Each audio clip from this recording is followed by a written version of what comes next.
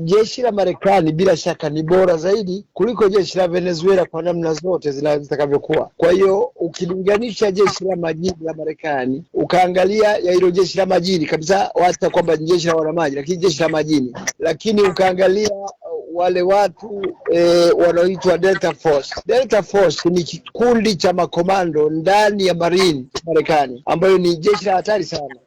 Na wana kikundi hicho kinaitwa Quick Reaction Force, yani kikosi kinachoweza kuleta majibu ya haraka, kujibu haraka jambo lolote katika sehemu ya dunia ndani ya masaa mawili. Si lazima watoke Marekani, watoke kwenye vituo vyao vingine vya kijeshi vya kwenye maeneo fulani. Kwa hiyo jambo hili nafikiri limetokea kwa kufikiza sana na kwa kufanya upelelezi wa hali ya juu na kuangalia udhaifu wa ulinzi wa Maduro na kadhalika, bila shaka na jeshi lenyewe la Venezuela, na ndio maana wamefanikisha jambo hili. Si mara ya kwanza kwa Marekani. Marekani imekuwa ikiongoza kampeni zake za kijeshi kwenye nchi ya Venezuela miaka hivi karibuni, na imekuwa ni kwa madai inahusisha kwamba Venezuela imekuwa pia ikihusika kwenye masuala yale ya ulanguzi wa dawa za kulevya. Jambo hili lina ukweli gani hasa? Halina ukweli wowote. Ndivyo jinsi walivyomkamata vile vile Emmanuel Noriega aliposhindana nao, wakamkamata kwa kisingizio kwamba naye anauza madawa ya kulevya, ni rais. Kwa hiyo kisingizio cha Marekani kama si ugaidi basi itakuwa ni madawa ya kulevya. Walimuua